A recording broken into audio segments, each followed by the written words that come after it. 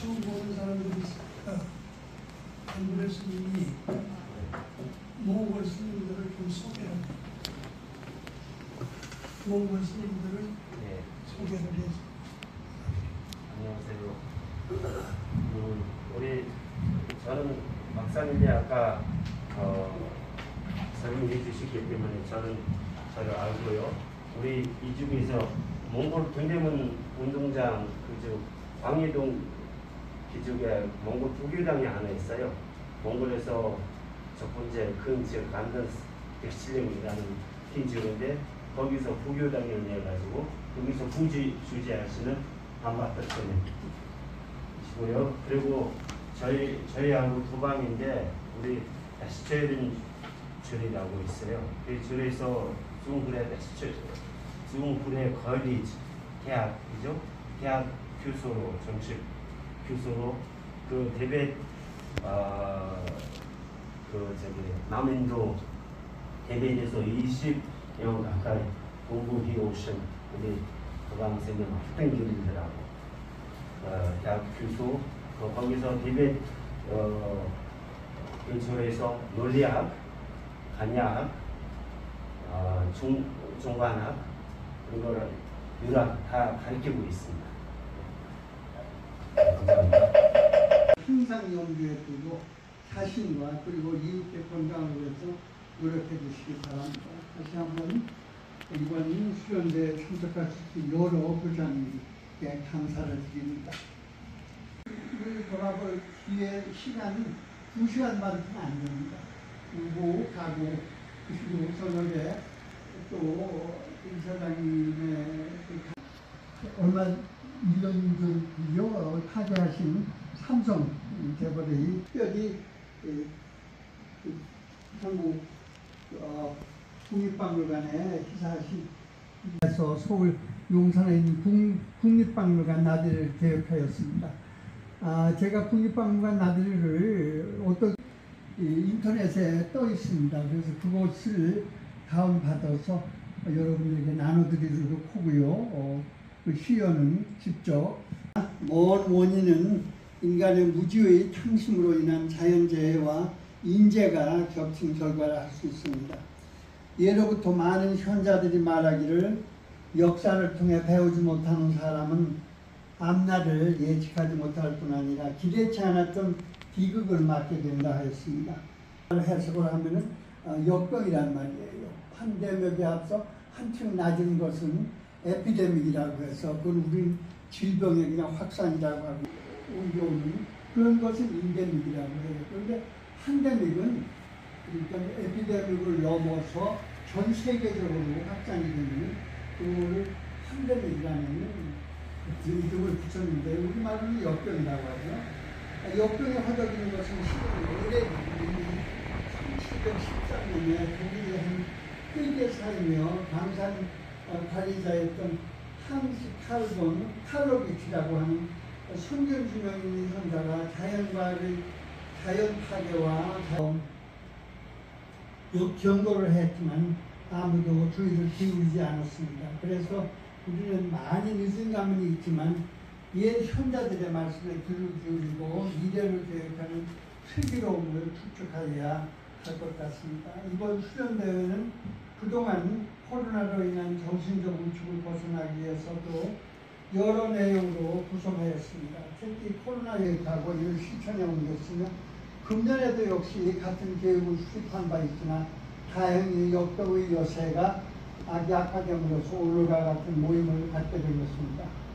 이번 수련회는 중견 불교 지도자 양성을 염두에 두고 교육 자료를 정리하였습니다. 인간 생존에서 큰 부분을 차지하고 있는 정신문화 체계의 하나인 종교로서의 불교는 실은 오랜 역사를 통해 다양하게 발전되어 다니고요. 주시고 자비와 평등의 근덕으로 모시는 모든 중생의 삶을 보호하고 이끌어 주시는 시아본사 부처님 앞에서 사랑 큰 스님 그리고 부처님의 가르침에 기이한 여러 금강선원 가족들이 한자리에 모여 2박 3일간의 학예 수련회를 갖고자 입제식을 봉행하고 있습니다. 지난 2년 동안에는 코로나 역병으로 인해 수행 정진을 시작으로 불자로서의 기본적 임무마저 소홀해질 정도로 생활 전반에 어지러움을 겪어야만 했습니다. 그러나 그동안 굳혀온 신심에 힘입어 여러 어려움을 극복하고 다시금 제자리로 돌아와 오늘 부처님 앞에 모여 입제식을 시작으로 수련회와 함께 여러 수계식을 위한 수련회를 갖고자 합니다. 이제 이곳에 모인 금강선언 법우 모두는 수련대회 기간 동안 수행인으로서의 자세를 잃지 않고 반야 바라미를 통한 참다운 보살행을 계속 실행할 수 있는 불자로서 다시 태어날 것을 발언합니다. 나무 서가모니불, 나무 서가모니불, 나무 시아문사 서가모니불.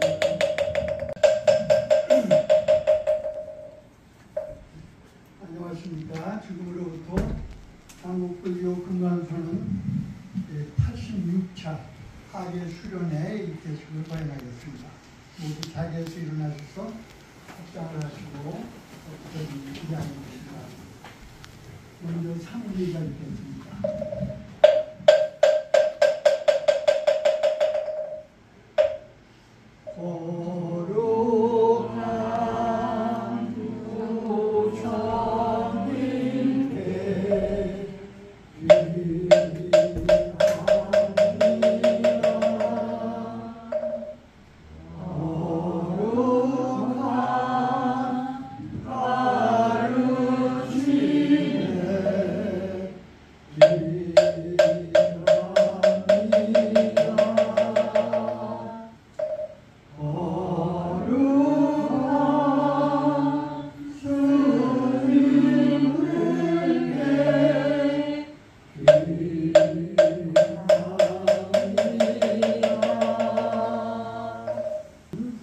공덕을 실천하는 창불가를 함께 봉사하겠습니다.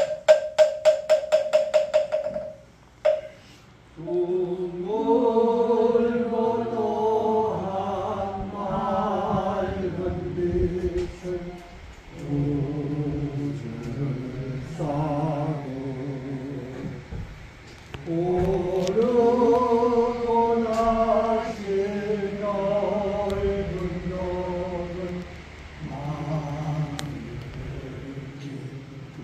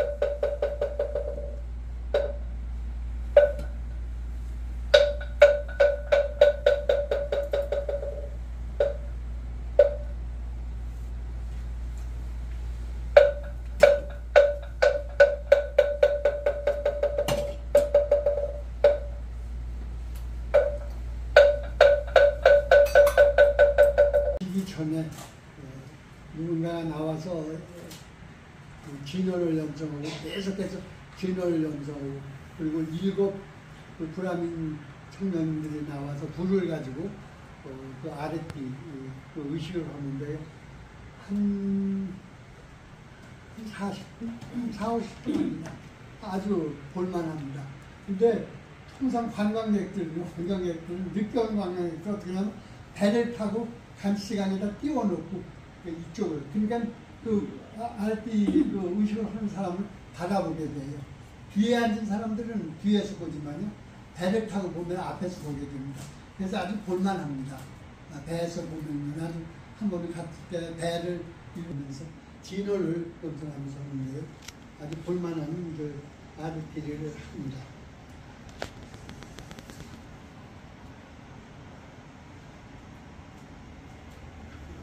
야마는 초기 아리안족의 신화에 나타나는 신 가운데 하나인데요. 베다 성전에 의하면 인간 세계가 만들어지는 처음으로 사망한 사람으로 천상 세계로 가는 길을 발견한 존재입니다.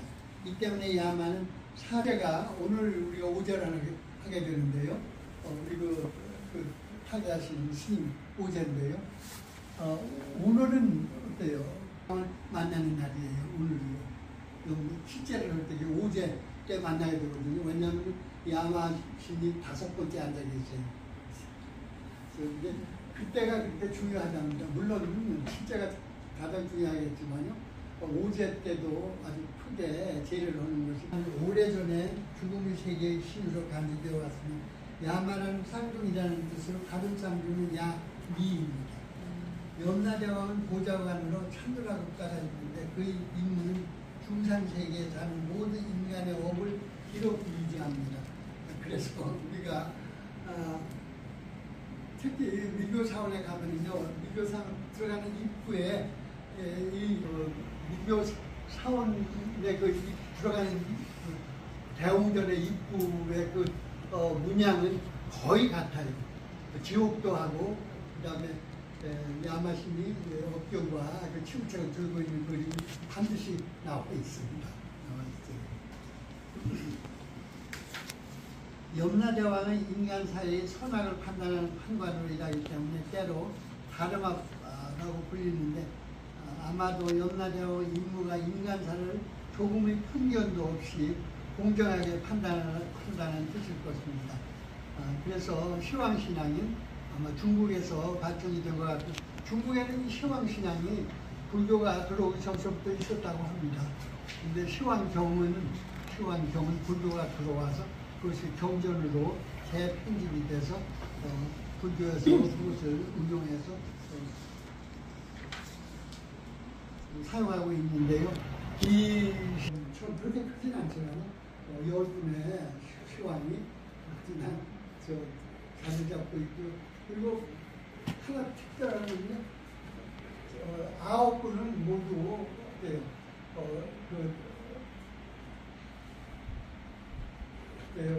두루마기를 입고 관을 쓰고 있는데 맨 마지막 10번째 왕은 갑옷을 입고 있어요. 그러니까 무장을 하고 있습니다. 아마 10번째까지 가게 되면은 그 영광은 어때요? 빠져나오지 못합니다. 지역에서. 그렇기 때문에 반항을 할 것 같으니까 그 사람들이 그러거든요. 왜 10번째 시황은 이렇게 갑옷을 입고 있느냐. 칼을 차고 영가가 그때쯤 되면은 영가도 이걸 어때요? 갖고 나가서 9번의 시황으로부터 왕으로부터 아주 시달림을 받았으니까 아주 이제는 극에 달했다는 거죠. 그래서 극에 달한 영가를 다루기 위해서는 갑옷을 입고 칼을 차고 다루지 않으면 안 될 것이다.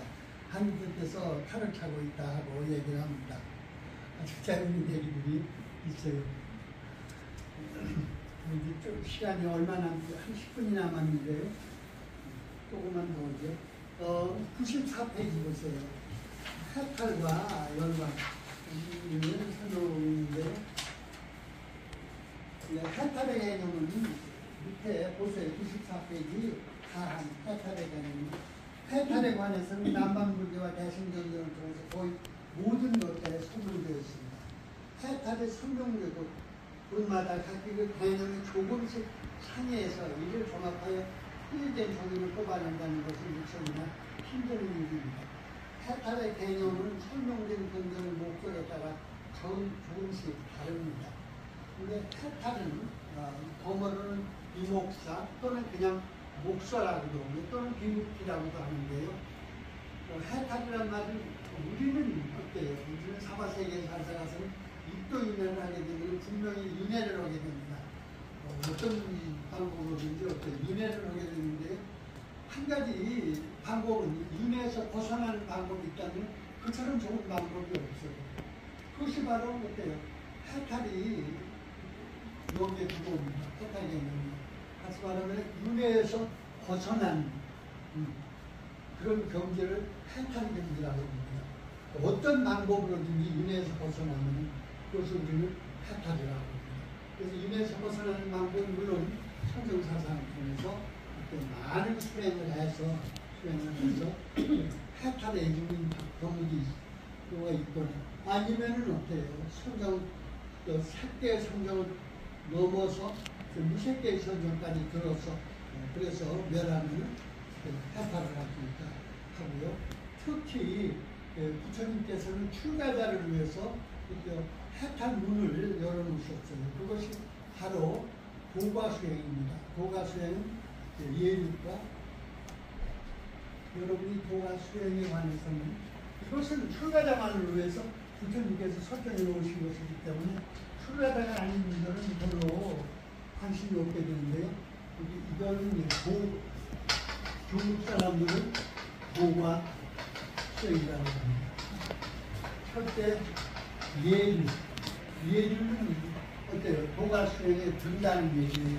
예율향, 그 다음에 예율향에 들어서 예율과를 얻는 다음에 이러한과, 이러한 향은 그 다음에 봐야 됩니다.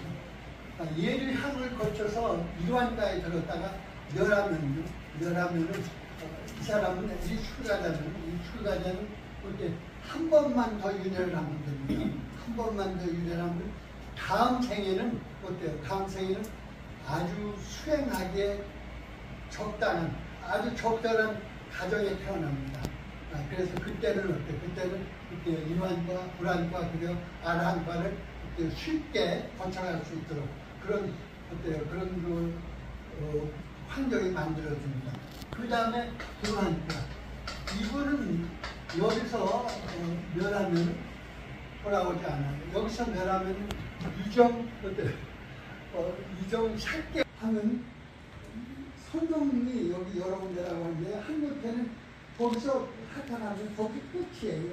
그래서 무로 돌아간다고 얘기합니다. 무로 돌아간다고 얘기하는데요. 그러니까 이제 그 다음에 이제 마지막으로 아라한 거죠. 아라한 풍과 아의 비교입니다. 이것을 교과서에 무상경에 들었는데도 그때요 번뇌가 사라지지 않는 거예요. 그래서 번뇌를 놓기 위해서요 교과서행을 이미 하셨는데도 한 번 더 합니다. 이것은 부처님의 경우에는요, 석가모니 부처님 경우에는 그때 이 사과를 사향 사과를 훅 거쳤습니다. 그래서 아란가에 들어서 마지막 번뇌를 놓습니다. 그리고 멸신경에 드시고 그와 함께 일체 종교를 득하신 다음에 그 다음에 성보를 놓습니다. 그래서 어때요? 누구든 성보를 하려면 어때요? 이렇게 도가 수행을 해야 된다 하고 다시 말하면은 어때요? 이것은 다른 것에 어디 불전에 나와 있는지는 알 수 없지만요. 우리가 논리적으로 생각해 보면은요. 해탈에서 성불까지 이르려면요 해탈에서 멈춰서 해탈에서 무로 돌아가는 그런 경우도 많이 있지만요. 선물해 주는 것은 그렇게 쉬운 일이 아니라는 얘기예요. 그래서 말하면 무상정에서 몇 춘적을 거쳐서 도가 수행을 또 해야 되는데요. 그러기 위해서는 일단 출가를 해야 돼요. 일단 출가를 해야 됩니다. 그랬는데 어때요? 불전에는 보살은 여성은 어때요? 한 번 딴 사람보다 남자보다 한 번 윤회를 더 해야 된다. 다음 생에는 남자도 태어난다 했는데 그게 아니었죠. 법화경에 보면은 법화경에는 어때요? 보살도 역시 어때요? 여성도 그 윤회를 한 번 더 할 필요가 없다. 하고 나와 있습니다. 그래서 법화경이 그때 3승을 합쳐서 1승으로 설해진 것이 바로 그때입니다. 하고 말합니다.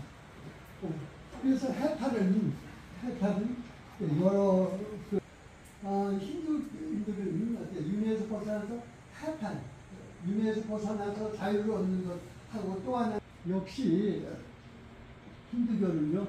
힌두교는 오늘날에는 소위 베단타라고 해서 불의사상으로서 크게 그 세를 떨치고 있지만 곧 일반 사상,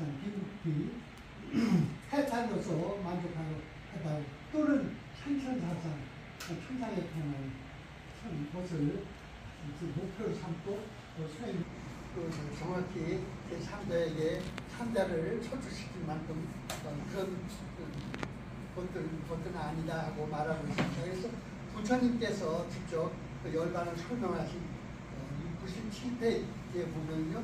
열반에 대한 부처님의 말씀도 나와 있습니다. 근데 이것을 아무리 여러 번 읽어봐도 도대체 무슨 말씀을 부처님께서 하시려고 이런 말씀을 하시는지 종잡을 수 없어요. 그래서 열반은 그렇게 우리가 이해할 수 있는 그런 것은 아니라고 합니다. 그래서 열반이라는 개념은 설정되어 있고 열반이 실제 하는 것은 확실하지만 그것은 열반에 들어본 사람한테 물어봐야 열반이 어디에 있고 어떤 것인지 어떤 경지인지는 알 수 있지만 열반에서는 어때 일단 열반에 들어가면 나오지 않는다고 하죠. 그래서 이것은 어때 여러분들의 성경 수행을 많이 하시면 누가 알겠어요. 열반에 들 수 있도록 여러분들이 방법이 있을 것 같아요. 그래서 해탈은 어때요? 해탈은 바로 설명이 된 것 같죠? 네. 누가 물어오면은 불교의 사고가는 이렇게 쉬운 것은 아니지만 이거요 아주 논리적으로 구체성 있게 잘 설명되어 있다는 것만은 말해주는 겁니다. 다시 한번 말씀드리지만 이건 비교적 쉽게 써놨어요. 제가 어려운 것은 설명을 따로 해놨으니까요. 한번 좀 읽어보시고요. 이제 여러분들이 저 위로 올라가야 되죠?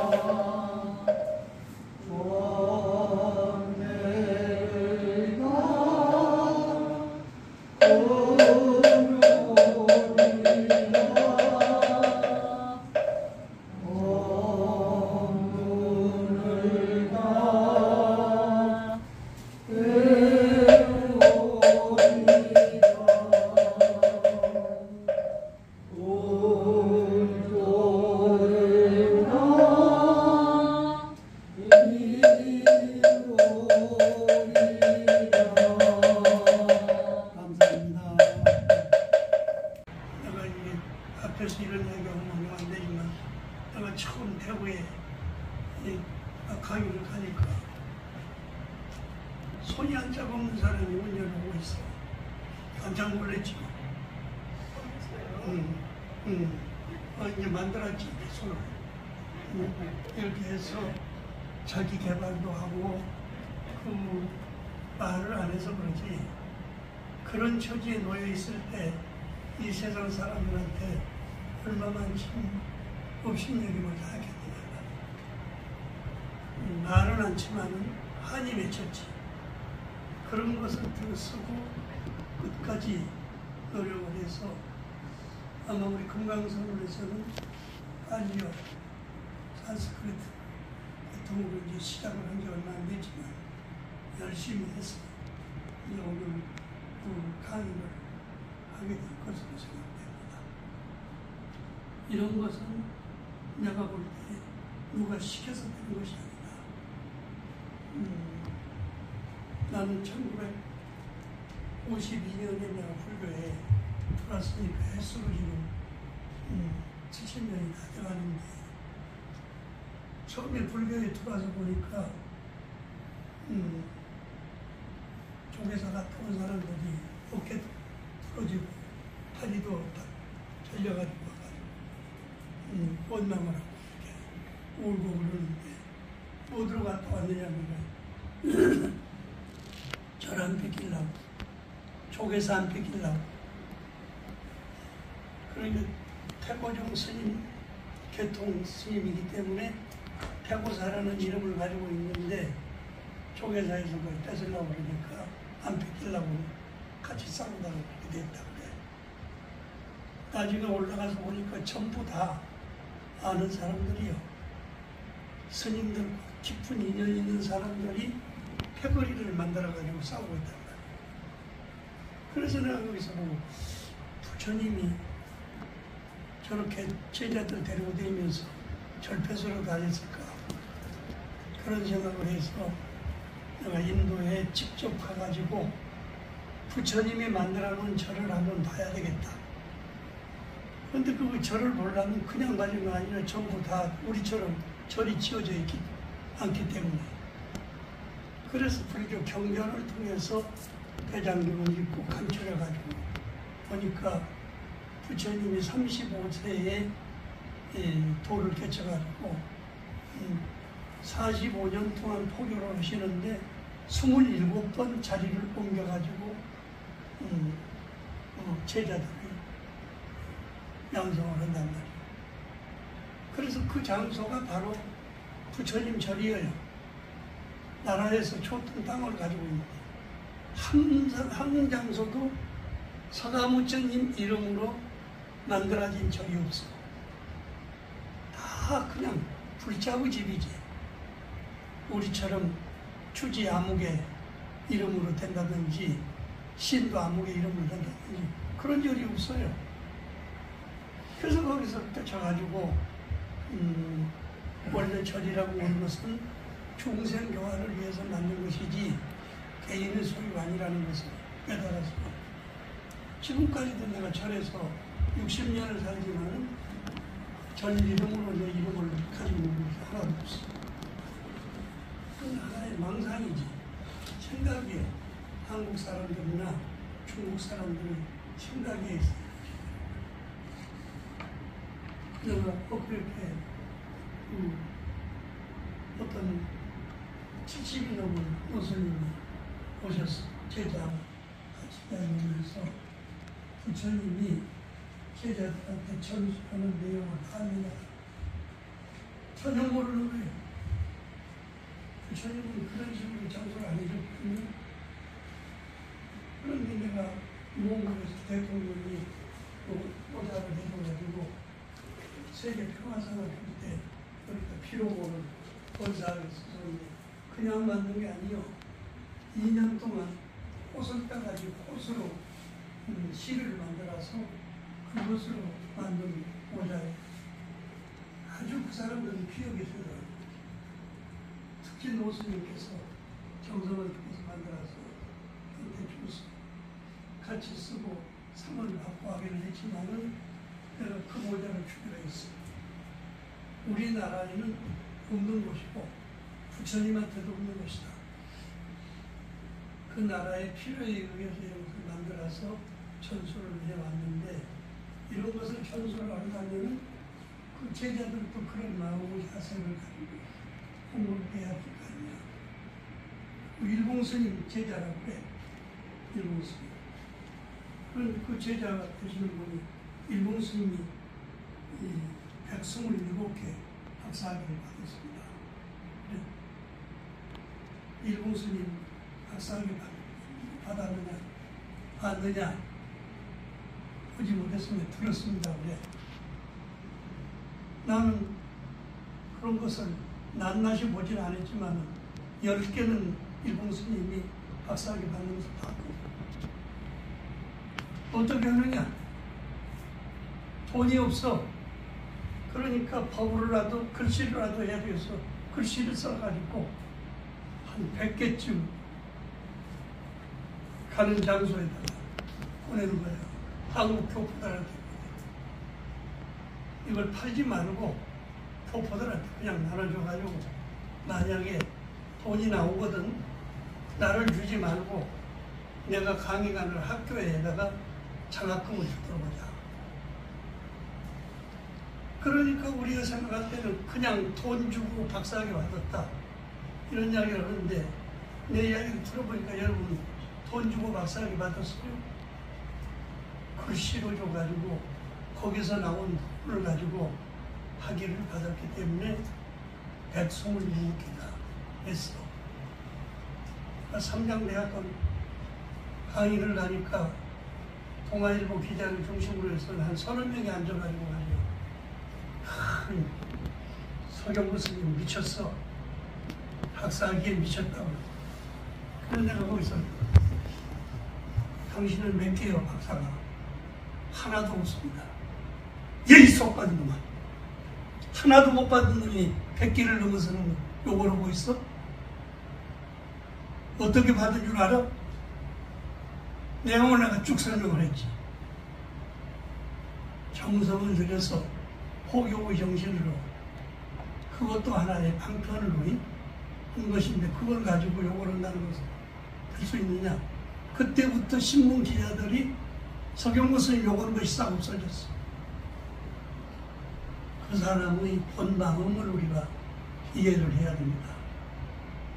이렇게 해서 바르게 불교를 이해를 하고 깨달음을 얻고 실천을 할 것 같으면 선생도 빛나게 되고 제자들도 빛나고 본인도 빛나게 되는 거지. 그러니까 그 경보 스님이 다닐 때 그냥 다니잖아요. 우리 상락형 와서도 그 용이라고 하는 글씨를 써주고 그래서 액자까지 만들어가지고 와서 붙여줬단 말이야. 누가 그렇게 하는 사람이 있어? 사람은 죽었어도 그 정신은 살아있는 거 아니에요? 그리고 이영우 교수님이 백오종 총무원장을 이렇게 지내신 분이지만은 그분이 성락향 오셨다가 강목정이라고 써져 글씨. 강목정. 목에다가 둘레를 하지 않는 소들이 공부하는 장소다. 다른데 얽매이지 않는 사람들이 공부하는 장소다. 이것은 그분이 써준 글이지만 지금도 나는 그분을 비석으로 만들어놨어. 적어도 통신대학이나 이렇게 전문적으로 불교를 공부를 하고 할 것 같으면 누구의 명령에 의해서 하는 것이 아니고 자기 마음속에서 일어나야 된다. 아까 이야기했지만 저를 뺏어 갔다가 어깨 부러지고 다리 부러진 사람이 있는데 내가 그걸 보고 부처님은 그런 거 가르치지 않았는데 왜 이런 일이 생기느냐. 다 찾아갔어. 대장경을 6천권을 내가 다 읽으면서 거기서 설화문학을 간추리면서 전부 기록을 했지만 전폐서로 되면서 다리 부러진 사람 하나도 없어. 그것이 한국 불교의 실천이다. 이것을 우리가 깨달아가지고 어떻게 하면은 중생들도 실망하지 않고 이 세계 사람들도 다 즐거워할 수 있는 불교를 할 수가 있겠느냐. 어디 가니까 내가 마누라가 무엇이 틀려가지고 하니까 나는 불교가 싫다. 같이 해도 같이는 할 수가 없다. 네. 그런데 이 세상에서 부모 자식 속에서 안 나는 사람이 어디 있으며 부부간에 안 사는 사람이 몇이나 돼. 자기 부인이나 자기 남편을 없인 여기고 그런 사람이 그 집안이 제대로 되겠어요? 귀해질 수가 없어. 부처님은 출가해가지고 제자들을 거느리고 돌아다니면서도 하나님 같이 출가해가지고 옆에 같이 공부하실 거예요. 나보라도 거짓말 잘하고 아주 장난 잘 치기로 유명한 것이 나올라지. 그래서 부처님이 온천장에 계실 때 사람들이 온천으로 오면은 부처님 잘 계시냐 모른단 말이에요. 그러면 부처님이 동쪽에 계신데 서쪽에 계신다고 일러줘 버린 거예요. 그러면 음식 가지고 왔던 거를 뭐 주면서 너희들이 애기들에게 삼위승들은 너희들이 먹어라 주고 했어. 소문이 나가지고 부처님이 참으로 창피스라서 자식 같이 데리고 살 수가 없어요. 그런데 한 번은 오라고 오지 않았는데 나오라고 왔단 말이에요. 그래서 그때는 대화가 없이 대나무로 대화 만든 건데 가지고 와가지고 물을 떠가지고 와서 부처님 발을 씻거든요. 부처님이 내려다보니까 거짓말도 잘하고 이상한 짓 잘해도 내 자식이니까 이쁘지. 착하다 나오라야. 네가 내 발을 씻으려고 그러는구나. 너 이 발을 씻어서 이 물 먹겠어 못 먹겠어? 물이 더러워져서 먹을 수가 없습니다. 너도 마찬가지요. 거짓이 떼꾸기 네 몸에 배어가지고 어떤 사람도 네 말을 신용을 쏟게 돼 있어. 그러면서 부처님이 발로 탁 쳐버렸지 그냥. 그러니까 그 대나무로 만든 대안이 그냥 떼굴떼굴 불러서 가서 한쪽에 가서 떨어지니까 너 저거 깨질까 걱정했어 안 깨졌어? 저건 이미 떼꾸기 뭉쳤기 때문에요 못 쓰게 되겠어. 내가 버리려고 생각하고 있으니까 걱정하지 않습니다. 너 이놈 너도 부처님 아들이라고 그러지? 거짓을 떼꾸기 묻어가지고 이미 다 버려졌는데 누가 너를 좋아하겠어? 그날 부처님 발 씻고 나가지고 나무라가 생각이 달라져서 부처님 시봉을 끝까지 잘할 일이 있습니다. 내가 내 자식을 없이 여기고 내 형제를 없이 여기고 같이 사는 사람을 우습게 생각한다면 누가 그 사람을 귀하게 생각할까요? 근데 우리나라는 같이 도닦는 사람들끼리 앉아서도 나무 체면이면을 따진단 말이에요. 이미 안 가고 혼자 있는 사람은 혼자 있는 대로 하는 거고 간 사람은 간 사람대로 서로 기억에 잘 받들고 살아야 그 불교가 기억이 될 거 아니겠어요? 이런 점을 우리가 생각을 할 때 새로운 불교를 해야 된다. 관념 불교, 관념 속에서 들어있는 불교 가지고서 이 세상 사람들을 구제할 수가 없다. 그런 생각을 저는 갖고 있습니다. 내가 이 몸이 시원찮아가지고 이제 방송 2월달까지 텔레비 왔는데 그때 방송을 듣고 깨달은 스님이 하나 있어. 그런데 노스님이 오시더니 무조건 하고 그냥 앞에서 장상 입고 절을 3배씩 하는 거예요. 나는 걸음도 못 걸었는데. 그래서 첫 번째는 그냥 앉아서 받았어. 근데 이제 묻고 답변하는 것이 전부 다 부처님이 빈 마음을 깨달아가지고 부처님이 됐다고 하는 것을 알게 됐는데 그 내용이 어디 가서 적혀 있느냐. 그래서 오비구체권 가장 근본적인 게 있어서 적어가지고 다 주고 한 서너 번 그렇게 왔다 가셨어요. 내가 두 번째 와서는 절을 못 오겠는데도 꼭 절을 하신단 말이에요. 그래서 절을 오신 뒤에 내가 모시고 물었어요. 몇 살이세요? 소급시 나이만 많이 먹었어. 93이요 그래. 나는 85인데 93살 잡수신 분이 가사장사님 앞에서 큰 절을. 그래서 내가 놀래가지고 거기서 일어나가지고 그때부터 걸기 시작한 거예요. 그 노선인 때문에. 5번째 와가지고 내가 깨달은 것을 책으로 내서 쓰겠다. 책 내려면 돈이 많이 드는데요. 내가 동양해 올게. 어떻게든지 돌아다니면서 동양을 해가지고 돈을 1,000만 원 가져왔어. 책을 좀 많이 내가지고 그냥 보시했으면 좋겠다. 그래서 거기다 좀 보태가지고 3,000불을 내서 2,000불을 드렸어. 엊그저께 오셨는데 아주 한이 없이 처음 낸 책이니까 잘 돌리고 설법도 잘하고 이렇게 하셨다고. 단지 가시면서 하시는 말씀이 나는 그것밖에 몰라. 부처님이 돕게쳐가지고 허공과 같은 마음으로 산다는 그것밖에 몰라. 그런데 부처님 제자들이 그 뒤에 이어오면서 과연 그 허공 같은 마음을 어떻게 분석했는지 잘 모르겠어. 그래서 내가 인도에서 분석한 것을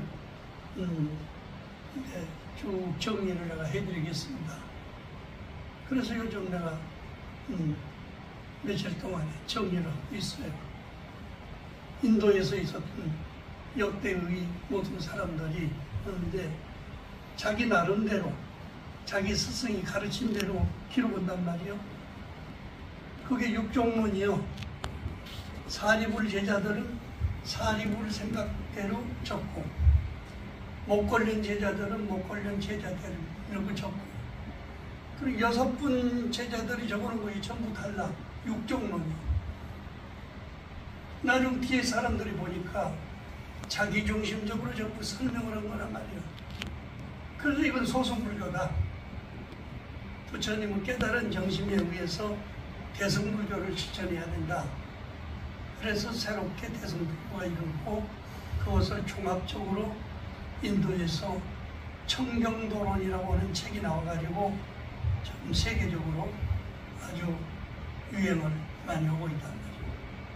그뿐이 아니요. 청경도론 책을 읽으면요. 무슨 소리인지 알 수가 없는 거예요. 예. 모양도 없는 마음을 가지고 이리저리 설명을 하니까 더 알 수가 없지. 그런데 미얀마를 가니까 마하시 스님이라고 하시는 스님이 선방을 만들어가지고 수백 명 앉혀놓고 하는데 특별히 가르친 곳이 없어. 그냥 앉아서 숨 쉬고 거동하는 그 모습을 중심으로 가르쳐. 나중에 그것을 본받았던 사람들이 불란수 사람들은 불란수식으로 그 옆에다가 절을 만들어가지고 수백 명이 와서 거기서 수련하고. 근데 왔다 가면은 마음이 편안해진다. 왜? 그전에는 내 힘에 의해서 네 걸음만 걸었는데 여러 사람이 모여서 같이 수련을 하니까 눈치 보고 상대방도 맞춰서 걸음도 걸고 말도 하고 행동할 줄 아는 것을 배워갈 수 있게 됐다. 우리 스님이 이제 이번에 강의를 하실 거예요. 어려운 불교가 아니라 부처님은 누구나 보고 듣고 깨달으면 알 수 있는 그런 불교를 가르쳤는데 중간에 우리는 너무 학문적으로 이상한 불교를 해가지고 알아듣지 못하는 그런 일을 해서 앞으로 이것은 어느 나라를 막론하고 고쳐져야 될 일이다. 알기 쉬운 불교, 하기 쉬운 불교, 누구든지 기뻐하는 불교를 우리가 실천할 수 있도록 해야 되겠다. 이런 생각을 아닙니다. 그러니까 이번에도 이제 여러분들한테 뭐 특강을 많이 하는 게 아니에요. 이렇게 몇 가지를 하더라도 귀하게 복되게 해서 같이 더불어 살아갈 수 있는 방법을 하면은 좋은 길이 되지 않을까. 나는 이게 내가 살아서 그렇게 될란지 안 될란지 모르지만은 금강선언과 같은 사찰을 3개를 지었어. 첫째는 삼락향 수도원. 이건 절에서 먹고 사는 아주 시주가 돼가지고 힘이 드니까 농사 지면서 공부해야 되겠다. 그래서 농사 지면서 짓는 삼락향 수도원, 농민학교도 만들고 수십 명이 지냈어도요. 굶고 사는 사람 하나도 없어. 몇백 명이 같이 일을 하고 살아도 그렇게 하고 연구하는 방법적인 이야기 한다고 그러는데 동네에서 초상이 나면 그냥 무조건 절로 오는 거예요. 초상 간다고. 그러면 우리는 가서 연구를 해주러 가야 되는 거 아니에요? 문안 가는 거지. 가는 길에 가서 연구를 하는 거예요. 그냥 가는 게 아니라 동네 사람들하고 같이 가요. 근데 가서 연구를 하고 있으면 목탁 치고 연구를 하면 동네 사람들 쫙 모여가지고 뒤에 앉았단 말이에요. 앉았으면요, 그 돌아가신 분이 좋아하던 담배, 술, 돈 다 갖다 이렇게 싸놓습니다. 그럼 나중에 갈 때 전부 다 싸주는 거예요. 나중에 와서 그 남자들, 신도들이 따라갔던 사람들이 뭐라고 일합니까? 한법사님 치는 목탁은 돈탁이요. 목탁만 치면 돈이 나오니까. 담배 탁이요. 술 탁이요. 많이 먹지 말고 골고루 나눠 먹고 잘 지내라. 그래서 적은 동네지만은 화합이 이루어지고 또 어려운 일들이 생기면은 무슨 사주팔자 봐가지고 오는 것이 아니라 한 집안에서 계속해서 병이 나는 거예요. 무슨 구병시식을 하고 뭐 풀었는데도 소용이 없어. 그래서 내 집을 한번 가봐야 되겠다. 가서 보니까 부잣집인데 그냥 부엌에다가 사람 밥하는 솥 걸고 옆에는 소죽 쓰는 장소를 만들어서 걸고 그 옆에는 돼지들 거처하는 장소, 그 다음에는 닭장이, 그 다음에는 화장실이 있고 화장실 옆에다가 샘을 팠어. 그러니까 금을 먹은 사람들이 집안 식구가 건강할 수가 있어. 그래서 우물을 따로 파야 되겠다. 여기서 파지 말고 산에서 나는 산 밑에다가 파가지고 나눠 먹도록 하면 좋겠다. 석 달 이내에 싹 병이 나서 그런 거예요. 그러면 우리는 귀신 들린 병이다 이렇게 생각하는데 내용상으로 볼 때는 위생병이요. 이런 것을 볼 줄 아는 눈이 열려야 그 지역 사람들을 구제할 수 있는 길이 열린다. 사람들이 조금만 하면 전부 귀신 들렸다 이런 소리를 했어요. 저녁에 자는데 새벽 2시쯤 됐는데 남자들이 둘이 와가지고 좀 가야 되겠습니다. 그래. 어디 가느냐. 우리 동네 청년이 하나 미쳤는데요. 사람만 보면 그냥 나서를 찍어버린다. 그러니까 같이 좀 가서 보자고. 그래 자다가 일어났으니까 내가 그때 한복을 입고 자다가 일어났어. 그대로 같이. 그런데 지동나무에다 이렇게 묶어놨는데요. 쳐다보더니 비슷하게 웃는 거예요. 그 나도 같이 따라서 웃었지. 왜 이렇게 묶어졌어? 그러니까 괜히 나보다 미쳤다고 묶어놨다고 그래. 끌어주라고. 아무 이상 없는데 무엇이 필요하냐면 4일 동안이나 못 걸어가지고 배가 고파 죽겠습니다. 밥 좀 해주십시오. 그래서 그 동네 사람들보다 밥을 하고 그래가지고 한 30명이 보는 자리에서 같이 밥 한 그릇씩을 다 먹었어요. 새벽에. 아무 이상 없어. 그런데 다른 사람이 이제 동네 사람들보다 일찍 건들면 안 된다. 이상한 사람으로 보면 안 돼. 정상적인 사람으로 봐야지. 그렇게 하고 왔는데 그냥 오후에 꼴배로 가니까 할아버지 한 분이 와가지고 야, 이 미친놈이 언제 나왔어? 꼴배로 가게. 그러니까 그냥 딱 가지고 와서 언제 내가 미쳤어 이놈아. 할아버지를 찍어버렸어. 그래서 그 뒤로 여기 청량리 정신병원에 20일 동안 입원했다가 다시 데려왔어. 집으로 안 가려고 하는 거야. 성락현에서 나하고 살겠다고 하는 거야. 그런 날마다 이제 산에 가서 나무도 오고 이렇게 짊어지고 오다가 한쪽에다가 지게를 놓고 둘이 이런 약 저런 약이 오고 자네 왜 나 처음 보고 웃었어? 그래서 그 사람이 어느 말 기가 막힌 이야기야. 사람도 사람이 참 이상한 사람이요. 지금 시대가 어떤 시대인데 핫바지를 입고 다녀? 그래서 내가 웃었지. 정상적이에요? 비정상적이에요? 내가 비정상적이지. 그 사람이 볼 때는 가장 정상적인 거야. 그래서 석 달 동안 같이 살다가 결혼을 해서 지금까지도 87이까지 안 죽었어요. 그 이야기를 늘 하는 거지. 멀쩡한 사람을 미친 사람으로 만들어갑니다. 그렇게 이상하게 만드는 세상이 되어 있는데 부처님은 그런 것을 부처님 눈으로 바로 보고 바른 사람의 견해를 일러줄 수 있도록 하면은 돈 안 들고 약 안 먹고도 치료될 수 있단 말이에요. 이런 점을 부처님의 지혜를 통해서 깨달음을 얻어가지고 중생을 교화할 수 있거든요. 이거를 나가면은 좋은 시대가 되고 어려운 시대를 리드해 나갈 수 있는 지도자가 될 수 있다고 생각이 됩니다.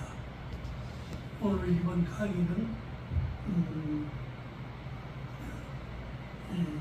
특별한 분들을 모셔서 듣고 견학도 하고 이렇게 하기 때문에 그런 점을 참고하시고 우리 소 박사님이 지금 86이요. 그렇게 보여요? 오래 사시라고 박수를 한번 쳐. 제가 이게 보이지도 않는 눈을 가지고 그냥 글자를 써주는 다 찍어냅니다. 그래서 책이 아까 이야기했던 노스님 책도 2달 전에 나왔고 지금도 또 다시 이야기하는 것을 내가 힘 따라서 쓰고 이렇게 하고 있어요. 장가도 안 갔어요. 순수한 총각이요. 근데 87인데 인자서 장가 가라고 있어.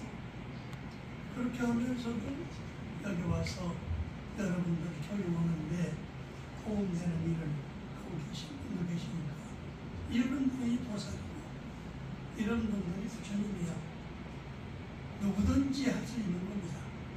이런 것 본받아가지고 새 시대의 일꾼이 잘 될 수 있도록.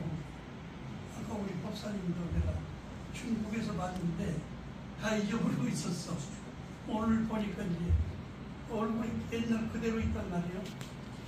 푸심해서 사니까 저렇게 지금도 운동하고 계십니다. 이런 생각을 가지고 있습니다.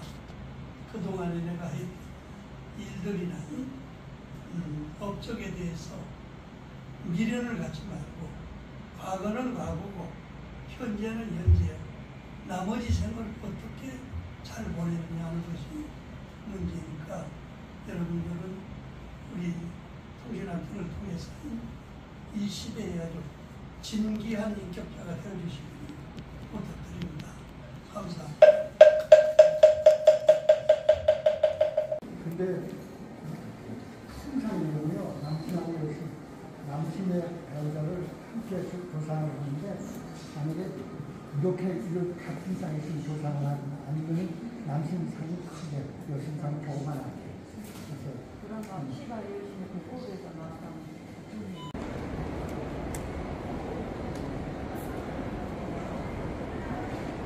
저 박사님, 열심 박사님 한 번도 못 줬어요.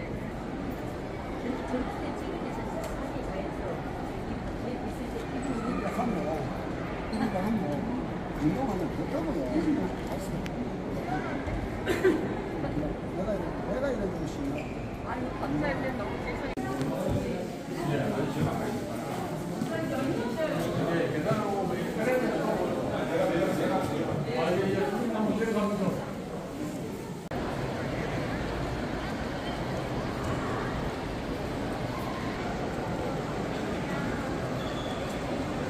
동영상입니다. 너무 굳어있다 얼굴이 좀 자연스럽게.